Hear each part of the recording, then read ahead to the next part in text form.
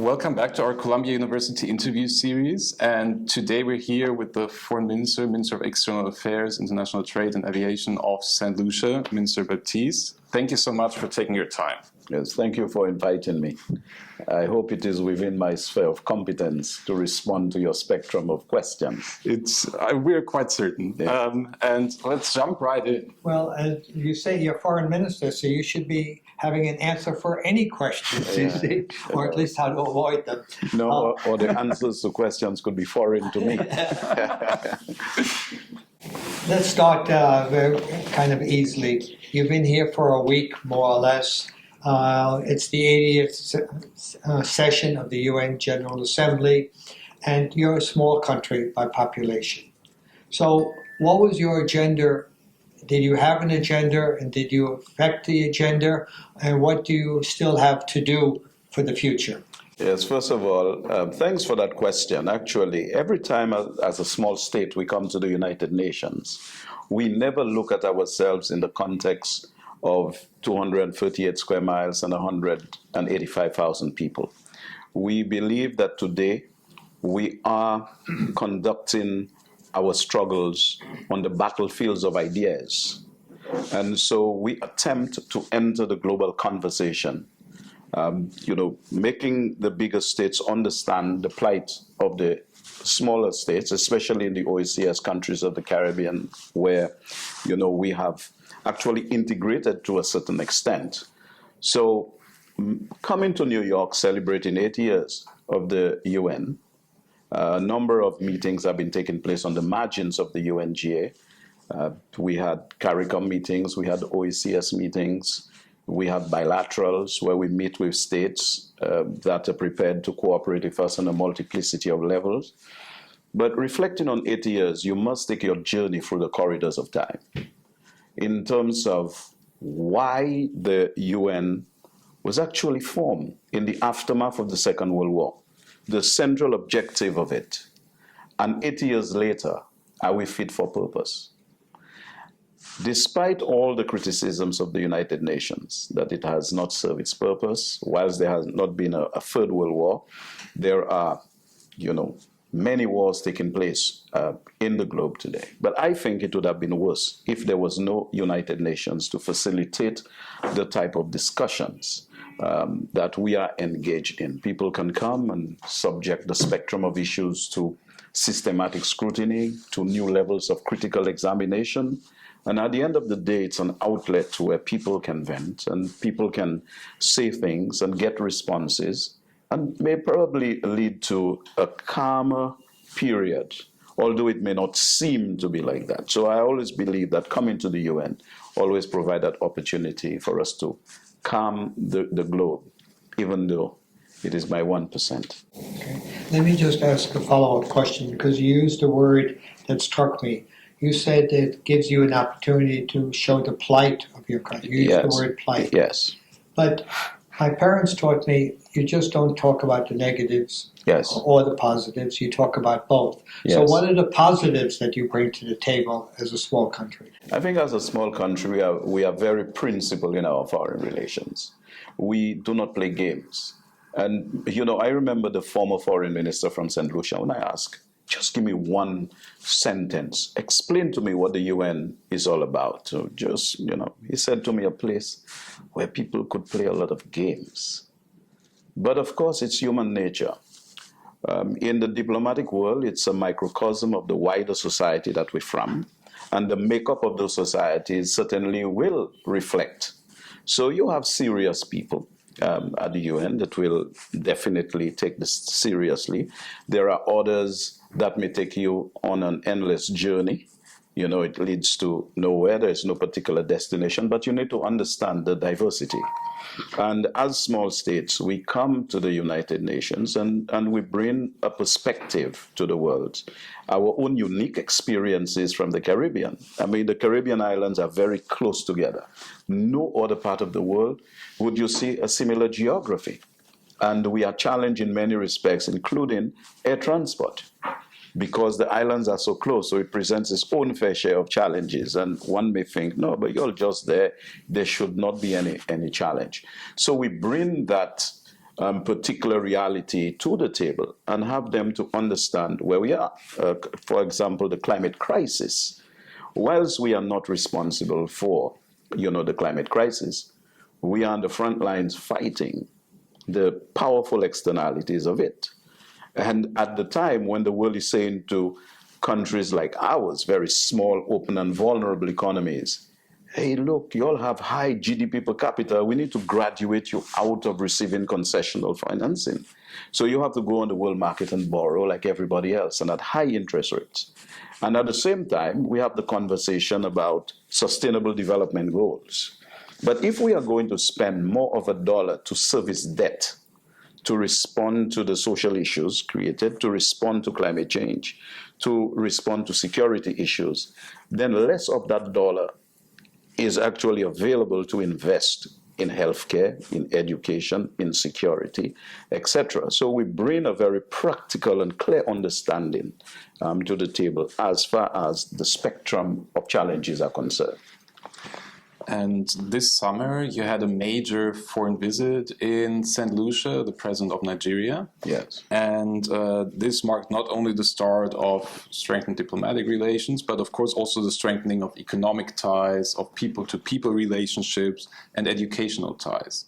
So why is Nigeria in particular so important to you? But also on a broader scale, why is cooperation between Caribbean nations and African nations so essential? First of all, we have had historical relations with the United States, with Canada, with Europe, many countries in Europe. And, those ties, we continue to service them, strengthen bonds of friendship. But undoubtedly, Europe has its own fair share of challenges. And so sometimes they could turn inwardly. And our issues may not be on the front burner.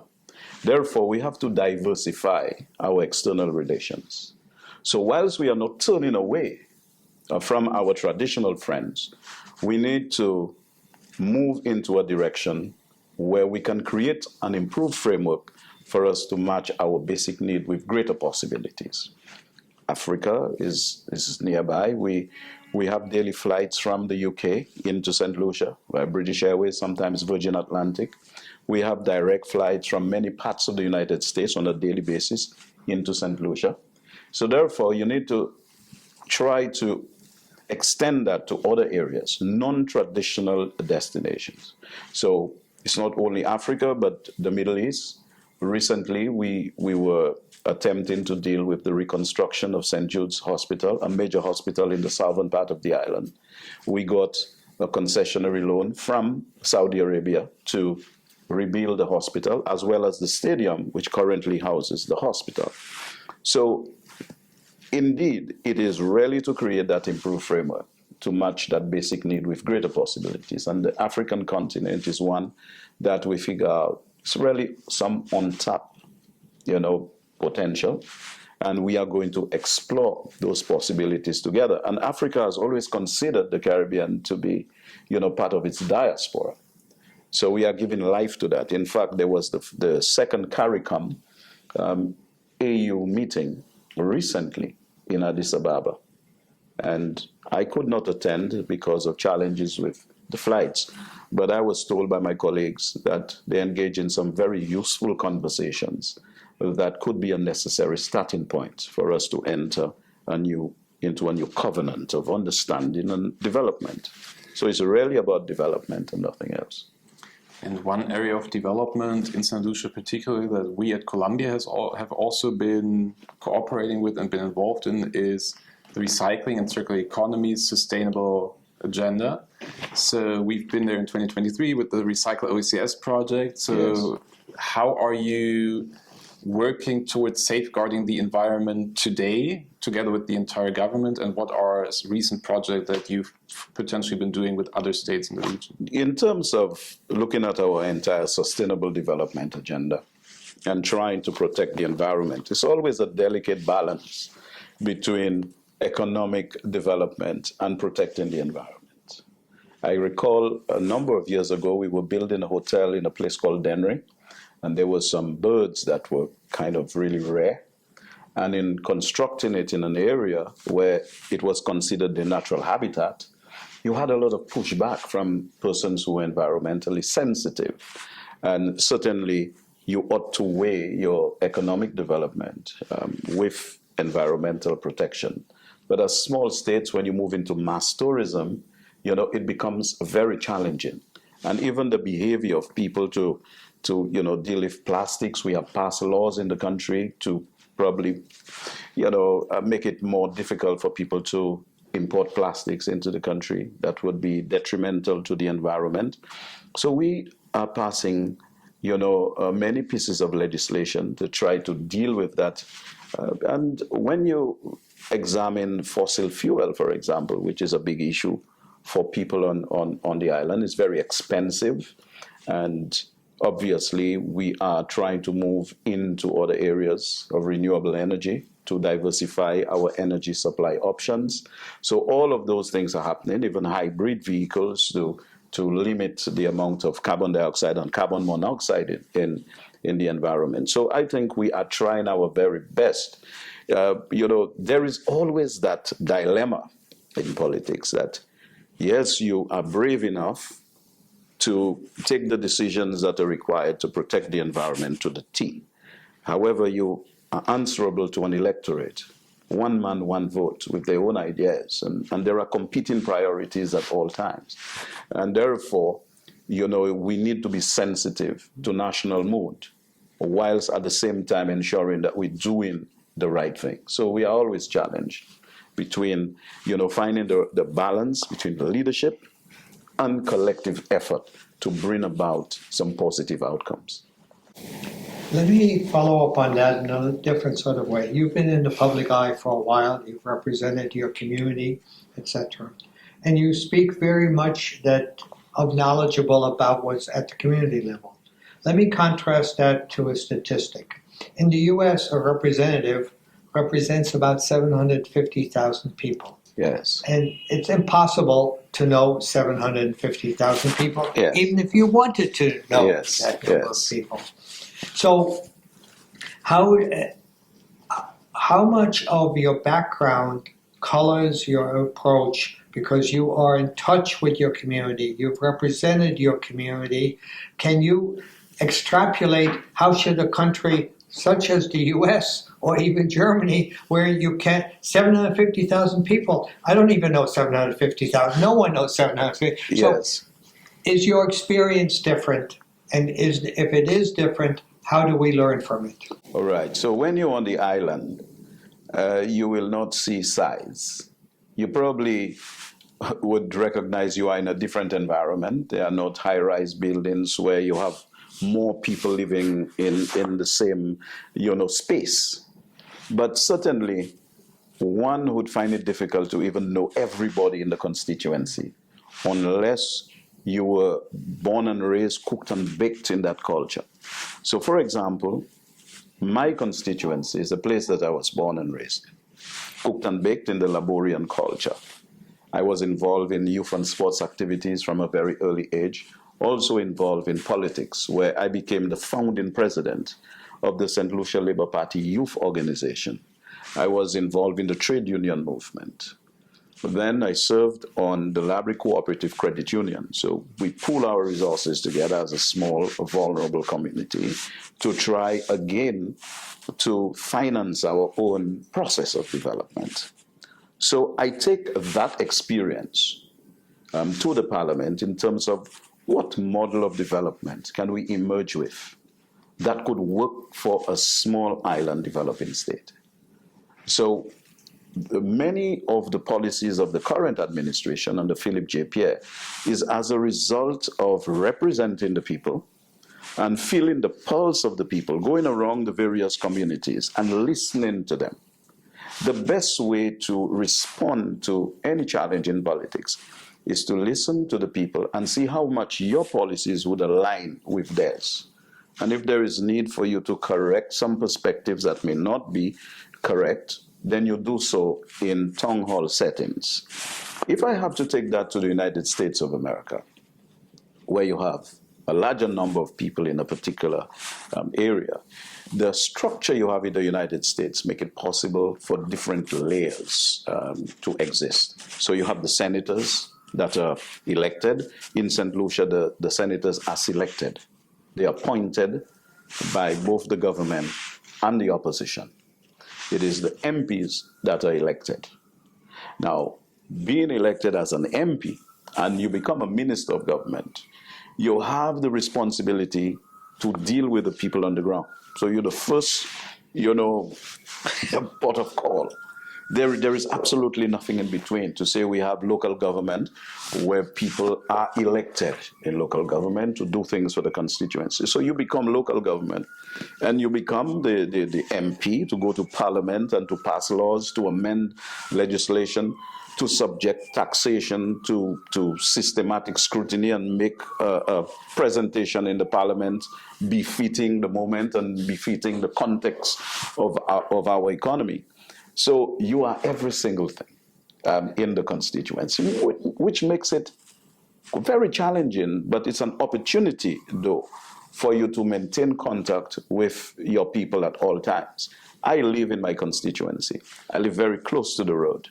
So people come to my house. I have an office. I meet my constituents every Wednesday when I'm in Saint Lucia, between 3 and see the last person. So I don't have appointments in my office. I see everybody because sometimes the burning issues cannot wait for appointment. And therefore, you have to sit there and deal with the situation. They have my telephone number, so they would call me. Even whilst I'm at the UN, I have to respond to constituents. It is something that I enjoy. Some of us in the US, for example, you have young Americans who are prepared to go to distant battlefields to die, right? They fight in the front lines where death is almost certain to ensure that the American eagle flies. There are some of us who would stay at home and suffer the consequences, the abuse, the propaganda about you, but you remain focused because you feel very strongly about making a contribution to the welfare of your people. And as we have stronger communities, we have a stronger country. When you have a stronger country, we have a stronger Caribbean region, and then the wider Americas region, where the United States is actually part of it, we would be a stronger part of the world. So this is my own perspective on how we relate the various parts to the whole. I think there was a great American orator who said that people, they love it, it radiates from the center and loses intensity as it goes out. So you say, a man loves his immediate family more than he loves his neighbors, and probably love the community where he's from more than other communities, and his country more than other countries. So it loses intensity as it goes to the outer limit. But I think in today's world, it calls for a consistent intensity for us to really navigate the world together, especially after 80 years as a United Nations family. And with that, we already come to the final question. It's also about navigating international affairs. So one thing that you've been really involved in recently is the visa exemptions programs to make Saint Lucia and the world better connected. Yes. Why are they so important, and how are you trying to extend those programs with even more countries to bring access to economic opportunities and, of course, travel? Right, people. Right. So we don't embrace such opportunities in fear. I think we need to be very clear as to what we do. We say we're in a global village. We have ICT that facilitates transactions across borders, things that did not exist before. But now you have countries putting up more sophisticated barriers, and migration becomes a big issue. So you hear people resent it on the basis of, for political reasons, for social reasons, for economic reasons, that those persons will become a burden to us. If you look at the patterns of migration, you realize poor people really do not have a lot of pathways to migrate. You have a lot of professionals who all over the world to move across borders, where you have billions of dollars in remittances every year. In Saint Lucia, we train our nurses, we train teachers, we train doctors, and a lot of them come to the United States of America, which places further pressure on those islands to train new people again. So it's a never-ending process of spending in education. So that education budget is always under pressure. We are of the view that people do not just leave one location and just go to another because there are visa-free access. Take, for example, I studied in Canada, I studied in the US, I studied in the UK. Not for once I had the desire to remain there. And if I want to come to the United States of America and live, I will do it legally. I will do it, through the appropriate channels. And I can say to you that majority of St. Lucians feel that way. And in every society, you have those that will depart very sharply from the norm. So those persons will come and probably create such problems. So given that reality, we are removing impediments to the free movement of people.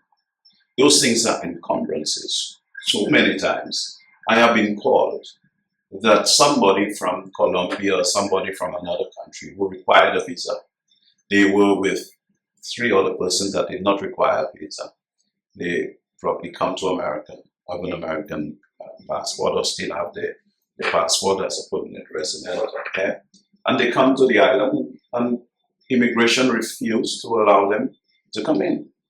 Now, obviously, we have to make that determination as to whether we allow those things to prevail or we remove those encumbrances, but conscious of the security challenges that we face in terms of people moving across national borders. We have transnational criminal organizations. Obviously, with globalization came a legitimate movement across borders, and therefore any framework, any mechanism that you have in place to facilitate good things, you will find some undesirable elements utilizing it to their advantage. Just earlier this morning, I used the example of the kitchen knife. You use a kitchen knife in the kitchen to make life much better. But somebody could take that kitchen knife that you use as a tool and stab somebody to death, utilizing it as a weapon. And these are the things that we need to grapple with. But what can we do to minimize the possibility of tools being used as weapons? But we should not be afraid to remove the encumbrances to the free movement. Thank you so much for taking your time. That was great. Thank you. You most welcome. Thank you.